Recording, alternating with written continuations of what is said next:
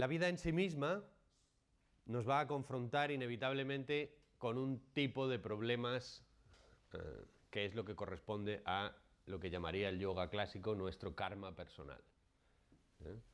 Todos los seres humanos nos confrontamos con una serie de conflictos que tienen que ver con la propia existencia en sí misma, la propia sensación de estar vivo, que son los condicionantes de la vida en sí misma como animales en esta tierra, ¿sí?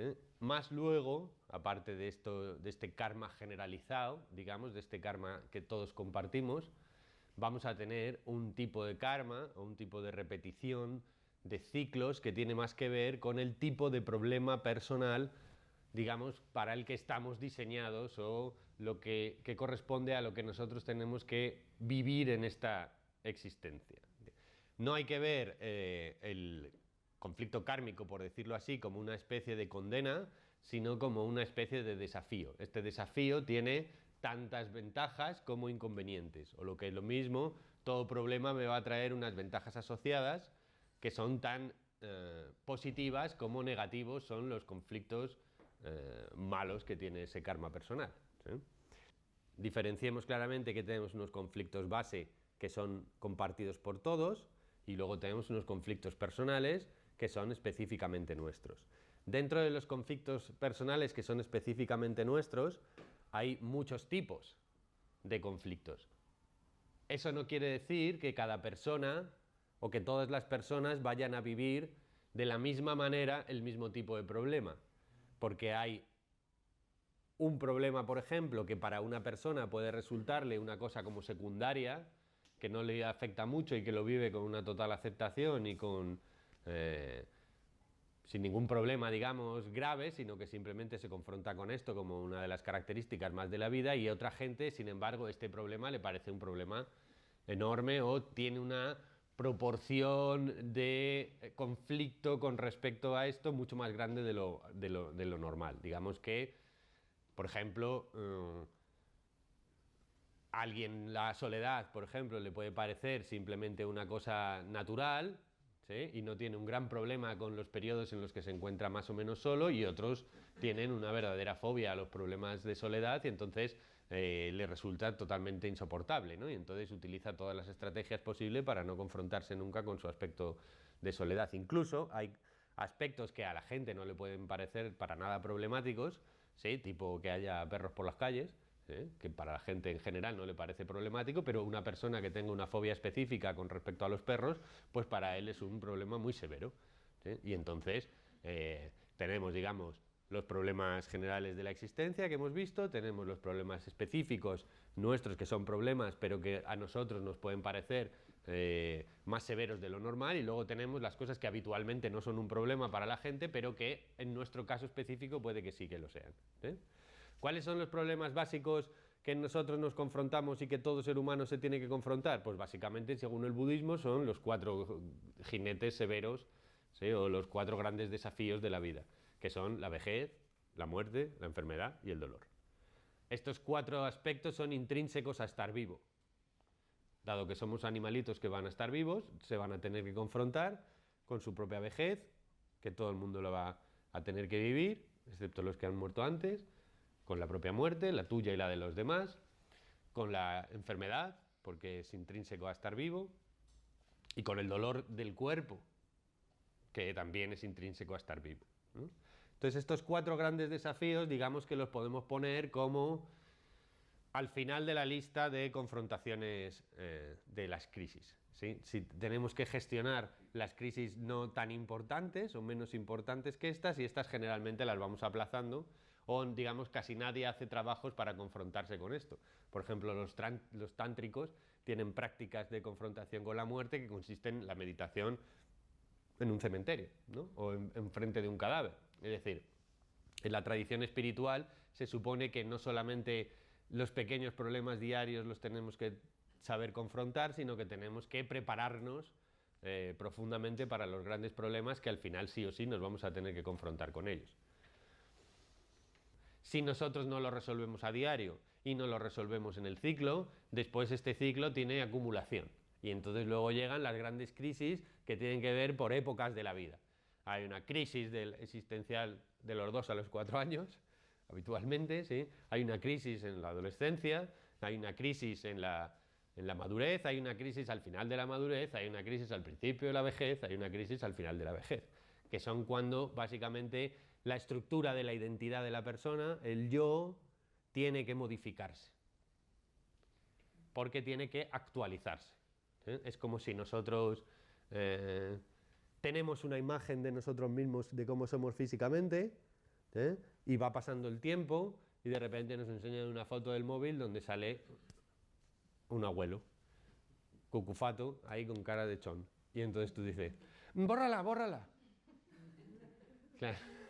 Bórrala, bórrala es una manera de decir, no, por favor, no me cuentes historias, yo esto no soy, ¿sabes? Yo quiero ser lo que yo creo que yo soy. Y entonces, hazme otra, hazme otra, hazme otra. Llega un momento en que una de cada 300 te sale más o menos parecida a la imagen que tú tienes de ti mismo y entonces la mantienes. Pero esto no tiene fin, o tú actualizas la imagen de ti mismo, ¿sí? O llegará un momento en que ni haciendo 300 selfies acabarás por salir como tú crees que tú eres. Entonces, continuamente tenemos que ir haciendo una adaptación a mi nuevo yo. Y esto tiene tanto que ver con lo físico como a nivel de relaciones, a nivel profesional, a nivel de autoimagen, a nivel de, me refiero a autoimagen de edad, de comportamiento.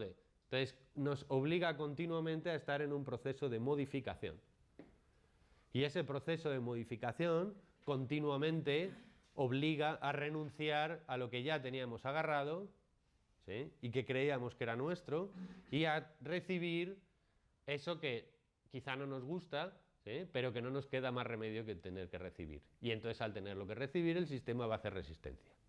Al final lo que nosotros nos tenemos que dar cuenta es que el sufrimiento tiene que ver con la resistencia a lo que está sucediendo. Y que el sufrimiento no arregla lo que está sucediendo, ¿sí? No modifica lo que está sucediendo y además no lo va a cambiar. Es decir, si nosotros tenemos un problema porque queremos que haga sol y llueve y sufrimos porque llueve, por más que suframos no vamos a conseguir que salga el sol. Es decir, la no aceptación del problema implica que el problema sigue sucediendo exactamente igual que antes y además de las consecuencias del problema tenemos que añadirle el problema del sufrimiento interno. Con lo cual, para poder reducir este sufrimiento tenemos que pasar por la aceptación, para que podamos hacer algún tipo de modificación que nos permita, en el caso de que podamos cambiar las cosas, cambiarlas, y en el caso de que no podamos cambiar las cosas, aceptarlas. ¿Sí? Entonces, muchas veces nos creemos que estamos mal y simplemente es que estamos no sanos. O creemos que tenemos problemas exteriores que no podemos confrontar o que nos superan y simplemente es que estamos no sanos. No me refiero sanos psicológicamente, que también, sino que estamos no sanos corporalmente. Luego tenemos que distinguir claramente cuándo nosotros podemos hacer algo para modificarlo de fuera y cuándo nosotros no podemos hacer nada para modificarlo de fuera. Y cuando nosotros no podemos hacer nada para modificarlo de fuera, incluso cuando sí podemos hacer algo para modificarlo de fuera, siempre vamos a tener que intentar hacer modificaciones sobre lo de dentro. Porque ¿qué es sufrir? Sufrir es que yo siento o pienso o hago algo que no quiero hacer, sentir o pensar. Ya está. Si yo estoy viviendo en una catástrofe de un volcán que se ha comido la mitad de mis familiares y yo no siento nada, mentalmente no me importa nada y no tengo ningún problema, pues yo no sufro. Por tanto, el concepto que tenemos que recordar es que no le tenemos miedo a lo que pasa afuera, ¿sí? Sino que le tenemos miedo a lo que nos pasa dentro, es decir, a lo que nosotros sentimos. Es decir, nosotros le tenemos miedo a nuestro propio funcionamiento. Siempre el problema es que yo me comporto de una determinada manera, que no quiero comportarme así, o quisiera comportarme de una manera que no me puedo comportar, ¿eh? Pienso cosas que no quisiera pensar, o no pienso las cosas que yo quiero pensar, ¿sí? Siento cosas que no quiero sentir, o no siento las cosas que quisiera sentir. ¿Por qué puede ser que yo tenga comportamientos, pensamientos y emociones que no son apropiados según mi propio criterio? Obviamente siempre porque la idea que yo tengo de mí, ¿sí? Yo tengo una idea de mí y luego tengo una forma de funcionar. La idea de mí no dirige la forma que yo tengo de funcionar. La forma que yo tengo de funcionar está dirigida por sistemas autónomos dentro del cuerpo.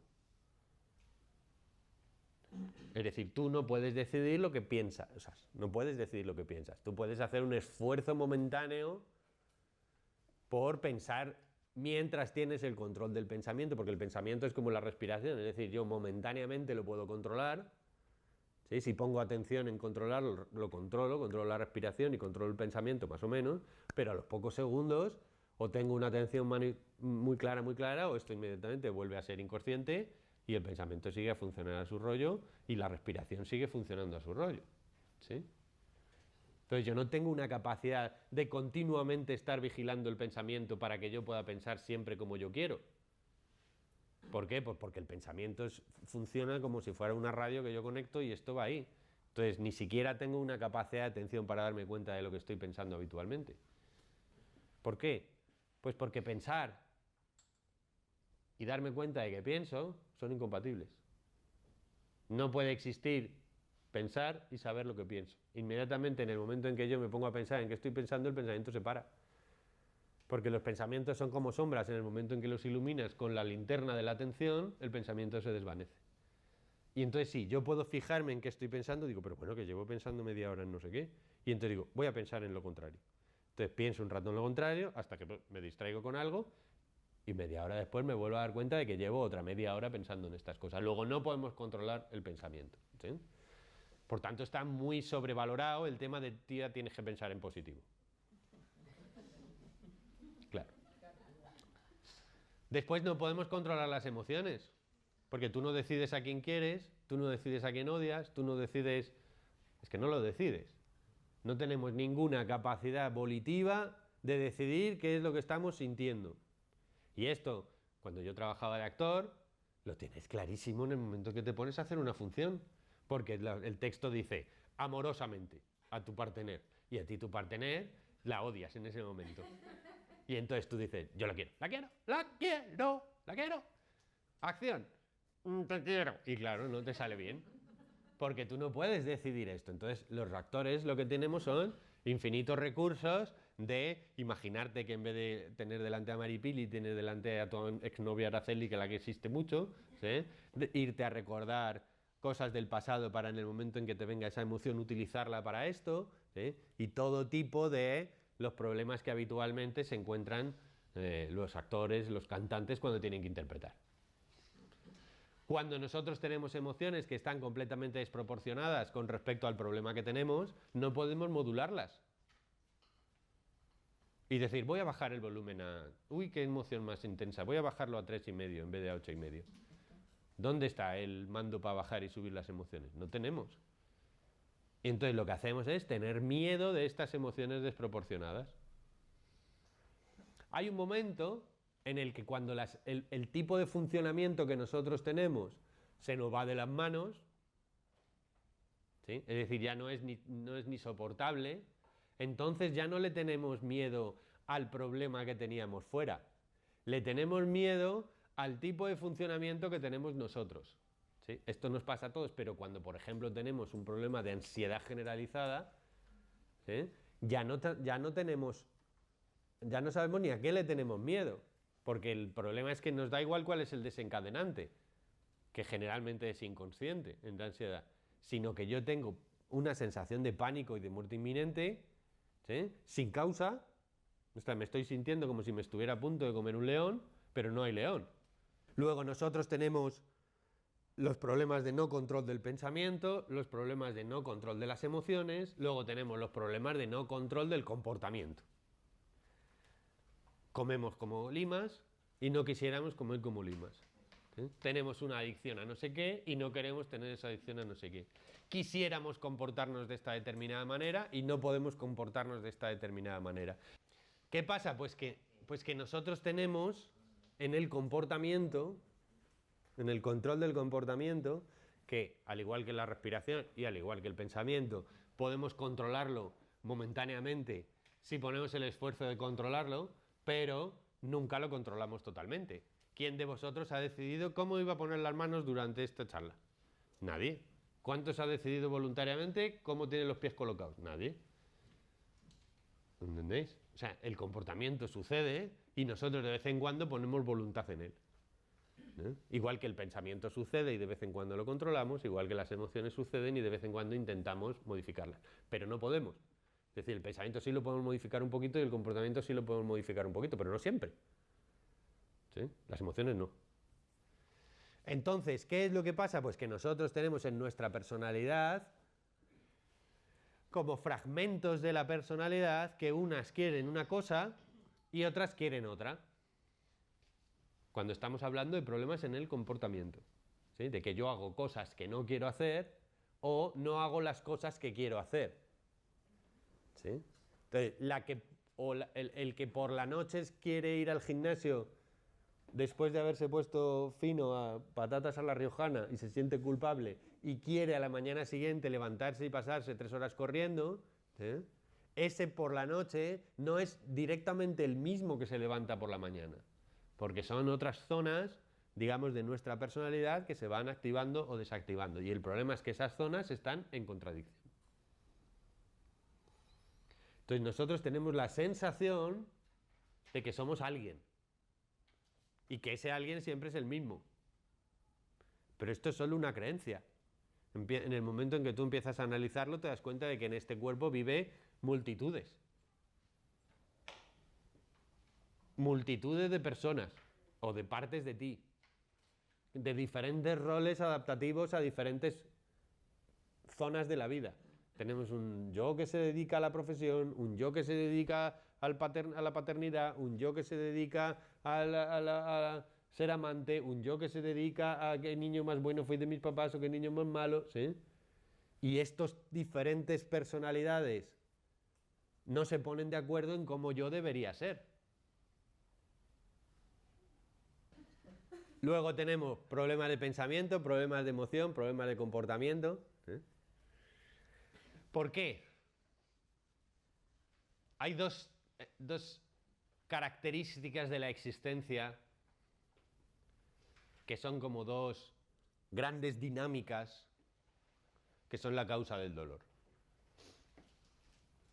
Y esto es budismo puro. Uno es la insustancialidad de las cosas. Y aquí nos ponemos un poco abstractos. Es decir, que las cosas no son lo que son, por decirlo de una manera más occidental, sino que son lo que significan para nosotros. Entonces nosotros a las cosas que existen en el mundo y a las personas les añadimos o le pegamos nuestra emoción, nuestros pensamientos, ¿sí? Y nos creemos que eso de fuera es esto de dentro. Porque nosotros nos creemos que lo que nosotros sentimos hacia los objetos, cuando digo objetos me refiero también a personas, estoy haciendo una dicotomía entre sujeto y objeto, es decir, el sujeto soy yo, el objeto es lo de fuera, ¿sí? Sea lo que sea. Nosotros le colocamos a los objetos nuestra emoción, nuestros pensamientos y nuestras sensaciones. Y creemos que es el objeto eso. ¿Os dais cuenta de esto? Entonces, ¿qué pasa? Que como el mundo es insustancial en el sentido de que los objetos continuamente van a aparecer y a desaparecer en nuestra vida, claro, cuando nosotros le hemos colocado estas sensaciones internas, nosotros nos creemos que estas sensaciones internas se nos van con el objeto, y no es verdad. ¿Veis esto? Entonces tú no eres mi amor. Tú eres donde yo coloco el amor que yo soy. Entonces tenemos un gran problema de que las cosas son lo que para nosotros significan Con lo cual nosotros lo que tenemos que gestionar no son las cosas en sí, sino son el significado que representa para nosotros.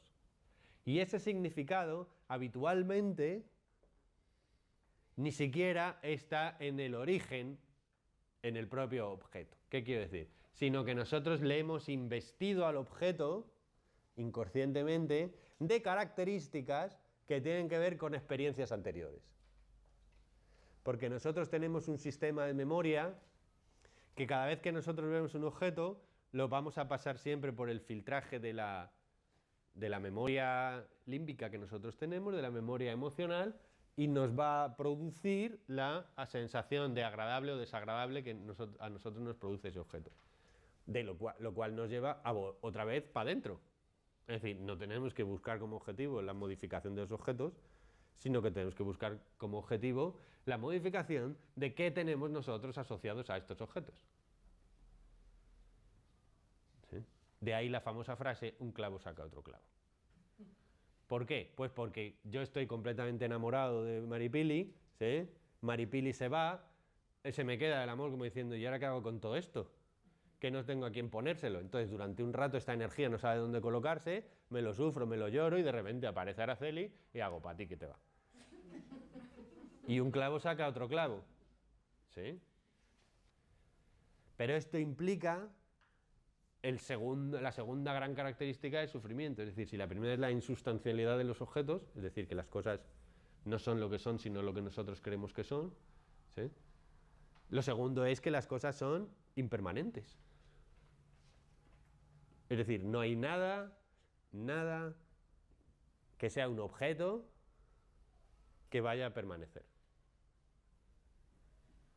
Luego, por muy negativa que nos parezca esta visión, el desafío vital se puede resumir en que yo tengo que aprender a aceptar todo eso que no quiero en mi vida y tengo que aprender a darle la bienvenida a todo eso que rechazo, ¿sí? Y a la vez tengo que aprender a despedirme de todo eso que quiero. Y entonces dices, joder, tía, qué mierda, ¿no? Pues sí, pero eso no implica que yo no pueda disfrutar de todo lo que hay. Y no implica que yo no pueda trabajar por cambiar lo que existe. ¿Sí? Pero todo lo que no quiera tu yo ser, el karma le obligará a tenerlo que integrar o a tenerlo que ser. Y todo lo que el yo no quiera abandonar, el karma le llevará a tenerlo que abandonar. Aunque no solo sea en esta vida. ¿Y esto por qué? Dices, hostia, qué putada de diseño, ¿no? Pues no. Porque lo que pasa es que detrás de esto lo que hay es una verdad espiritual. Que es que este yo que no quiere cosas, que no quiere ser cosas, ¿sí? Y este yo que no quiere soltar cosas, realmente no existe. Es una construcción psicológica. ¿Sí? La identidad relativa es una fantasía. Ya sé que suena raro, pero es que es así. Entonces, el yo relativo es una fantasía y entonces el yo se identifica para poder existir con cosas que quieres ser y cosas que no quieres ser. Y entonces, claro, como esto es una mentira, porque lo que nosotros somos es la totalidad de las cosas y a la vez ninguna de las cosas, pues la vida en su infinita sabiduría, con toda su compasión de bofetón castellano a mano abierta en muchos casos, nos lleva a que acabemos por renunciar a todas estas adicciones que tenemos a la identificación de cosas que yo sí y tengamos que integrarnos con las cosas que yo no. Y cuando yo he conseguido integrarme con todo el yo no y consigo continuamente disfrutar de todos los yo sí, pero permitiendo continuamente que se vayan, entonces los dos grandes ciclos de las causas del sufrimiento, la insustancialidad y la impermanencia, no me afectan. Porque soy, como diría el Buda, como un lago sobre el que se reflejan las nubes y los patos que van volando. Pero no me engancho a esto. Porque si tenemos el problema de la insustancialidad de las cosas y de la impermanencia, ¿eh? Como causa, lo que tenemos es internamente dos efectos a esto, que son el apego y la aversión, o lo que es lo mismo, el amor, más bien adictivo, digamos, ¿no? O el ansia viva por las cosas, ¿sí? Y el rechazo, el miedo o la evitación, que son las dos tendencias base. Siempre el problema va a ser un problema de pensamiento que no quiero tener, emoción que no quiero tener, acción, comportamiento que no quiero tener, motivado por un problema de insustancialidad o de impermanencia, motivado que me causa un problema de que esto lo quiero y no, esto no lo quiero. Cuando se me vacía, digamos, de intensidad el problema de no querer algo o el problema de querer algo, que al final es el problema del deseo que hablaba el Buda, pues obviamente mis crisis van a ser mucho menores. Porque yo a todo lo que venga le voy a dar la bienvenida y lo voy a poder procesar, ¿sí? Y todo lo que se va y no quiero que se vaya lo voy a soltar y voy a aceptar soltarlo lo antes posible. Eso no quiere decir que yo no pueda disfrutar del presente. Pero tenemos que darnos cuenta que la vida es como si fuera una fiesta de fin de curso. Nos lo tenemos que pasar lo mejor que podamos porque el curso se ha acabado. Y estamos en la fiesta de despedida de fin de curso. Y a la vez es la fiesta de bienvenida del nuevo curso.